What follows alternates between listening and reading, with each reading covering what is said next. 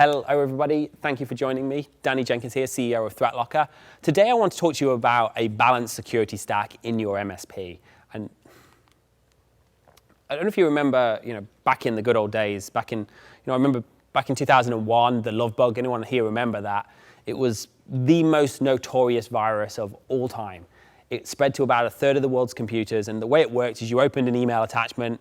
It was a VBS or an obvious executable type attachment. When you opened it, it read your email addresses from your contacts and sent an email to all of your friends with the same piece of malware. And it also told you it loved you. Back in these days, we had an antivirus, and the antivirus worked or it didn't work, but getting a virus really wasn't that bad. It stung a little bit, but being told someone loved you, or a computer loved you, or a virus told you, really wasn't that bad compared to today's malware. Fast forward a few years later, I'm still working for the same company, and we got reports that viruses were coming in. They were coming inside zip files. So this was the most advanced virus back in the days. It was executable inside a zip file. And we got a report that lots of people were receiving them. So we emailed the entire company, don't open any attachments, so they're suspicious. A couple of hours later, we got a call from the front desk. Lady there says, there's a problem with the website, but I can't see the problem because when I open the attachment, it's not working. So what do you mean the attachment? Well, somebody's emailed in saying there's a problem, but the attachment won't open. So we rushed down.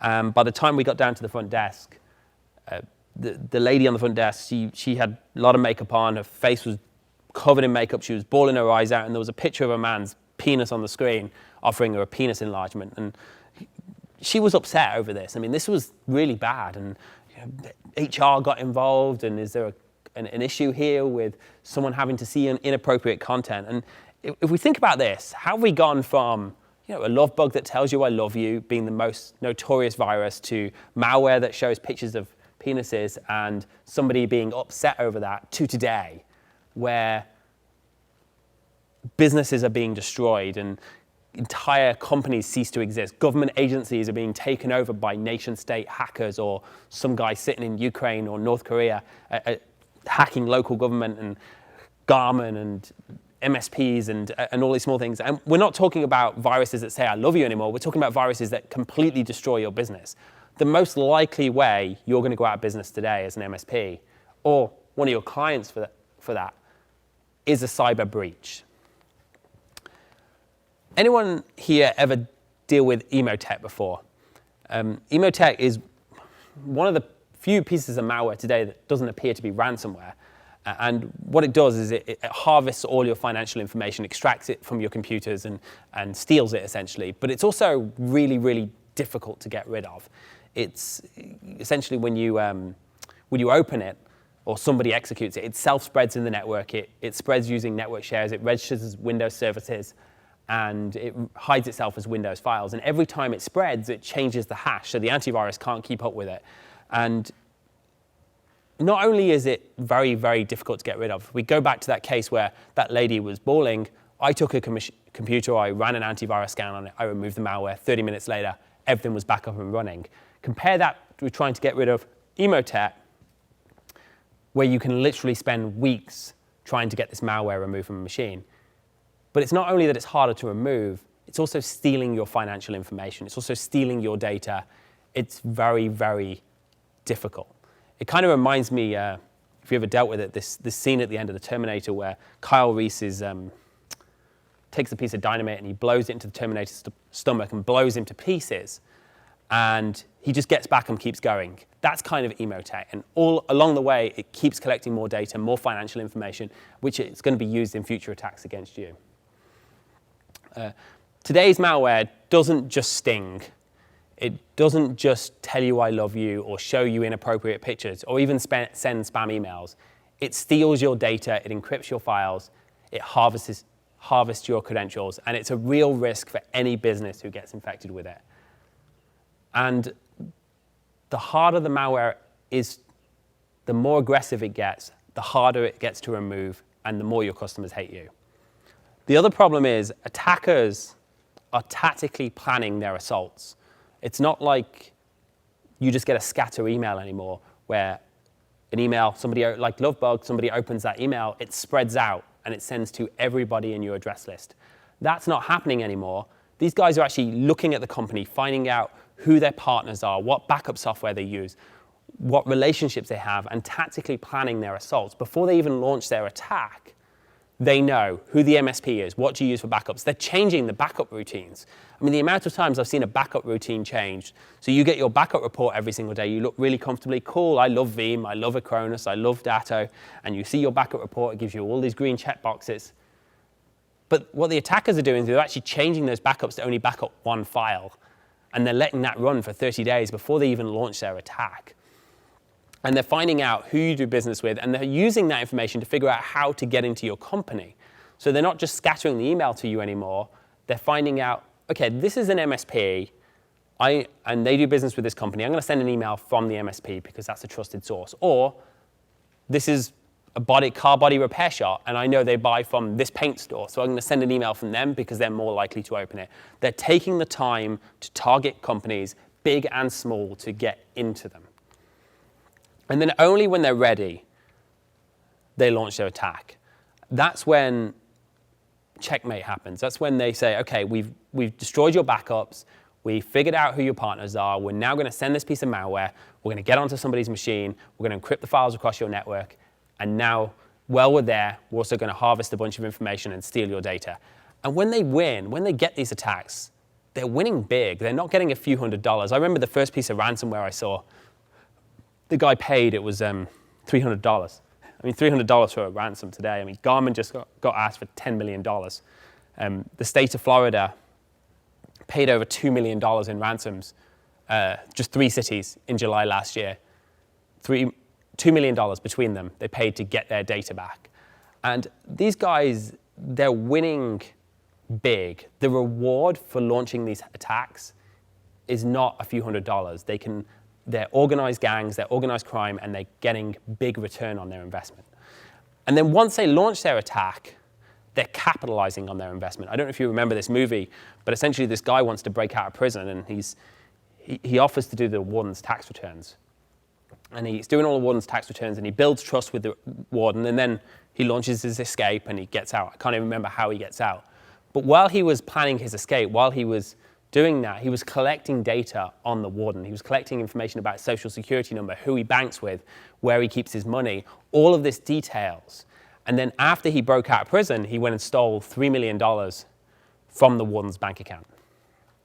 All these pieces of information are extremely valuable. So you might think, well, I got a piece of ransomware, he didn't get my backup, I restored all my data, I'm great, customer's happy. But what you don't realize is just like when you break a mirror, you get 7 years bad luck. If you get ransomware, if you get a cyber breach, you get 7 years bad luck. Because these guys came in, they may have encrypted your files, they may have got your backup, they may not have got your backup. But while they're in there, they collected so much information on you, which they will use against you. I mean, how often do you see the same company get hit by ransomware multiple times? So they're going to use that information against that company because they know who their partners are, they can spoof addresses, they can simulate other people.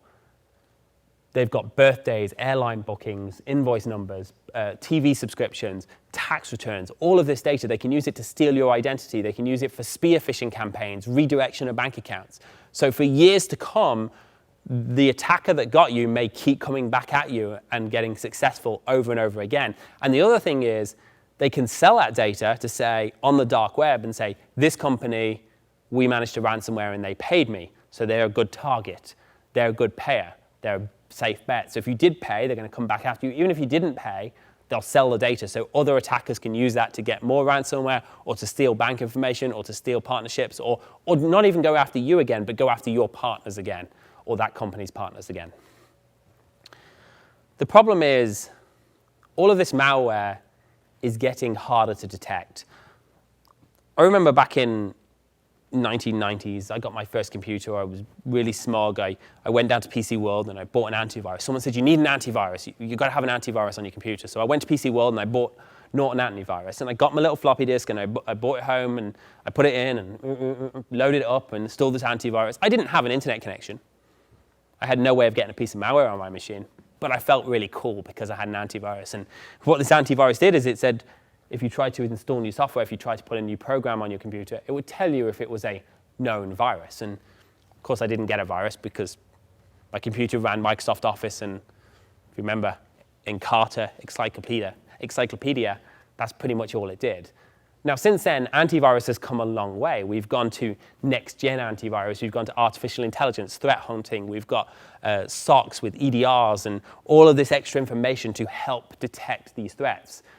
But the reality is, while all of this all these improvements are being made to detection, to SOCs, to the EDRs, to antivirus, to 10th gen antivirus, or whatever it may be, the attackers are equally keeping up. They're moving at a faster rate, and it's basically an endless battle between the detection and the attackers.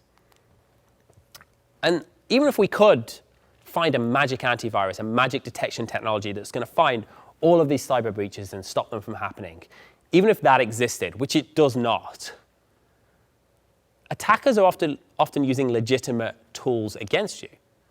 So we signed up an MSP recently, and a customer of his had called him and started yelling at him. This woman has called him up and yelling, "Why are you looking at my passwords?" And the MSP is completely lost. Like, "What do you mean I'm looking at your passwords? You know you're stealing all my passwords." And she's really mad at this MSP, and he can't figure out why is this woman so mad? Why is she accusing me of stealing her passwords? And then he realized, once he stepped back and he started asking her questions, somebody had spoofed his email address. Somebody had sent an email from him or from a similar address asking to connect to her machine because their ConnectWise server was down. Their ConnectWise server wasn't down. They'd asked to connect to their machine using TeamViewer. The customer clicked on a TeamViewer link, opened TeamViewer, and allowed the attacker onto their machine. Or GoToAssist, I can't remember exactly what it was, but they allowed the attacker onto their machine. The attacker literally in front of their eyes started looking at their saved passwords in Google Chrome. Now just think about that. You've got testimonies on your website, which is a great thing to have. But if an MSP can be spoofed and a customer's willing to click on something like TeamViewer or GoToAssist or LogMeIn or any of these many remote access tools that you don't even use, these legitimate tools are constantly being used against you, and they're not even going to be detected by the antivirus.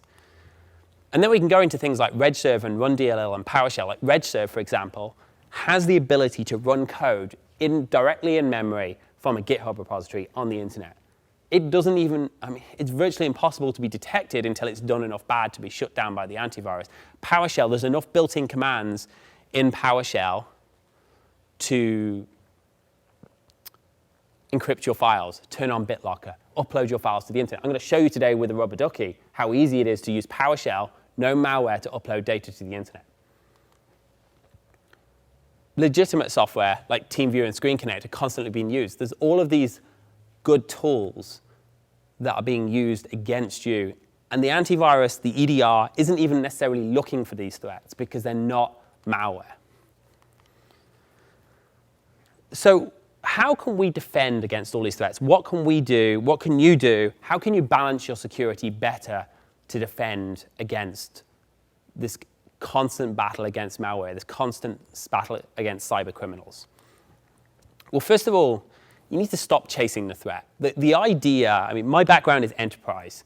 And in the enterprise world, we often think of security in a slightly different way. We don't keep buying antiviruses. We don't keep adding layers of detection into our stack. But you have to stop chasing the threat. You have to you have to get out this mindset that when my antivirus fails me, I'm going to buy a new antivirus. Because guess what? That just doesn't work. It doesn't. All it does is puts work on your plate. If your antivirus fails, if you want to change your antivirus, do it for commercial reasons, do it for management reasons. Don't do it because a piece of malware got through, because you're only going to be disappointed with the next antivirus. Stop adding layers of detection in when you haven't got the basics in place, and start balancing your security a lot better. I want to show you this concept of a security triangle. There's various different ways, and you can see inside this triangle, there's different ways that things can get into your system. There's email, there's web, there's the endpoint, and the endpoint is almost the end point, so things can come in through others and ultimately end up there, or they can come in through USB devices. There's network, there's a perimeter, there's lots of different ways things can get in your system. But essentially, there's three ways you can protect every entry point. The first way is the human layer. That means if someone gets an email and they open that email, they open that attachment, they execute that threat, you can potentially stop that by training users. Now, you can't train all users. It's just impossible. You can reduce the risks. Now, some people would say 20% of your users will click on something. I think you'll find it's a lot higher than that. But you may be able to reduce the risk from, whether it's from 60% to 20% or 20% to 5%, you can reduce the risk by training your users. The two other ways you can stop that is at the detection layer, which is what most of you do now. So you essentially say, I'm going to look and see if that's a bad file. So when the user opens that attachment, when the user opens that document, when the user opens that macro, is this downloading something bad from the internet? Is it doing something bad? Do I want to shut it down?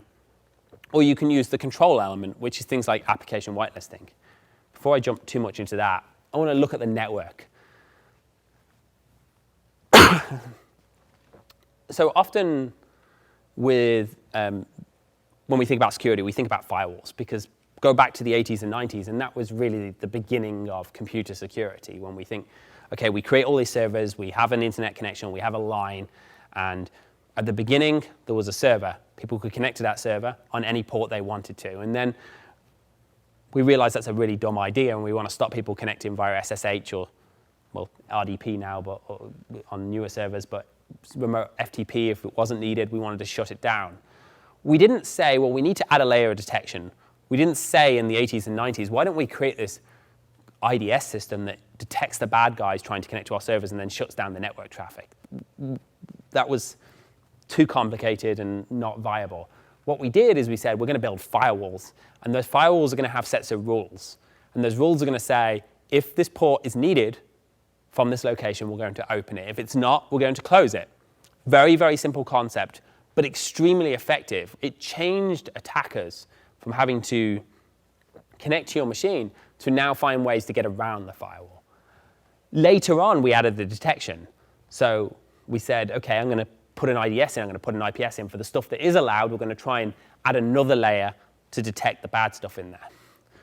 The endpoint in the MSP space tends to be treated quite differently. And I say the MSP space, 2 years ago when ThreatLocker entered the MSP space, we interviewed like 2,000 MSPs, and I think 3 of them had used some kind of application whitelisting. So I say most of the MSP space. Today, we did a recent interview, and it's more like 30% of them are using some kind of application whitelisting. But if you think about the endpoint, a user gets an email. They download a file from the internet. They get it on a USB drive. It doesn't matter how that piece of malware comes in. Right now, there's 3 ways you can stop that. The user cannot open it. The antivirus can detect it, or something in the detection layer can detect bad behavior before it causes too much damage. Now, you have no control over that. You hope, the only control you have is that you chose a reputable product, but you don't have any control if that product will or will not detect that piece of malware. You don't have any control if your threat hunting will detect where your antivirus fails, if your threat hunting will detect the foothold before some damage is done. You don't have any control. And I'm not suggesting that you don't put these layers in, because they're all very important layers of security. But you as an IT professional don't have any control if the user opens the attachment. You don't have any control of the detection. But what else you can do is you can use a default deny approach. You can use an application whitelist where you say, we don't want code, we don't want programs, we don't want DLLs, we don't want scripts to run on our system that are not approved by the IT department. So we can say here, we're going to use application whitelisting. We're going to say when something gets executed, instead of relying on the antivirus, it's going to check if it's on the whitelist. If it's on the whitelist, it's going to get allowed. If it's not on the whitelist, it's going to get denied. That way, if a user downloads a program from the internet, whether it's Angry Birds, TeamViewer, a piece of ransomware, or WebEx, if it's on your list, then it's allowed. If it's not on your list, then it gets denied. That puts you in control as the MSP. And that might sound terrifying, and I'll get more into that in a moment, but it really isn't that terrifying. It's very, very effective. It's so effective that the federal government has mandated it for every federal agency under the IT Modernization Act. You can also ring-fence applications. So when you do allow applications, you can define what they can do. Because every time you open a program on your computer, every time you run something on your computer, every time you open a file, that application has access to everything that you have access to. So when you are permitting software, when you are saying, okay, I'm going to let this user run Angry Birds because they're the CEO, you can say, I'm going to ring fence that application. I'm going to stop it accessing my files. I'm going to stop it calling PowerShell because I don't want it to be a gateway into an attack. I don't want it to be able to copy my data. It doesn't need access to my data, so I'm going to stop it. So if you ring fence those applications, you're in control of what they can access and what that file can do. Denying by default is the most effective way you can stop malicious software. But the challenge that I often hear is how complicated is it? My background's in enterprise, and if you'd asked me 5-6 years ago, what can I do to implement whitelisting? I'd say, you do it, it's hard work, hire a team, get over it. And I was just, take your medicine, stop complaining. It's part of security, it's part of the process. Now, I always found when I told people to do this, to implement whitelisting, to implement default deny, they laughed at me and they said no, unless they were really big. I remember working with a bank. They had 2,000 endpoints. It took 2 years to finalize the implementation. And this was just at the user level, not even at the kernel level. And then they had 6 people working on this full time. And in my mind, as a security professional, this is what you've got to do to protect yourself. Today, I have a slightly different opinion. Default deny does not have to be hard. You can roll out Threat Locker, for example, and we will automatically learn what your environment looks like. We'll tell you, you've got 250 apps in your environment. You've got Automate, you've got Microsoft Office, you've got Google Chrome, you've got all of these programs, and we'll match them and create those policies for you. We'll catalog all the files that are required to run those apps, and we'll create the policies automatically for you within a week. You can then just review that list, deny anything you don't want, and then turn on the blocking. We'll also track the updates for those apps. So if there's a new update for Office, there's a new update for ConnectWise Automate, or Windows update, we're going to track those updates so you don't have to worry about those updates. You don't have to worry about the 25,000 new files Microsoft push out from Windows Update, because we're going to track it. If you have a policy for that app, we're going to make sure the new version of Windows or WebEx or Zoom or Office or Automate works when that application updates. So default deny does not have to be difficult anymore. And ring fencing is just a simple add-on to that, where you can use suggested policies to lock down Office and things like that. Security should be built in multiple layers, and you should look at every area of your system. The endpoint is the most vulnerable part of your system because that's the part where the data is unencrypted and is accessible. You don't have to be a local admin for somebody to access your data. They only need to run under the user context. So make sure you protect the endpoint, and make sure you protect it from all angles. Make sure you protect it from the user angle, from using detection technologies, but using controls, using application whitelisting, using ring fencing, and blocking by default. I appreciate everyone's time. If anyone has any questions, drop by our booth. Schedule a demo. I promise it's worth it. It's 45 minutes. We'll put it up on the screen soon so you can get the link. And thank you very much for your time.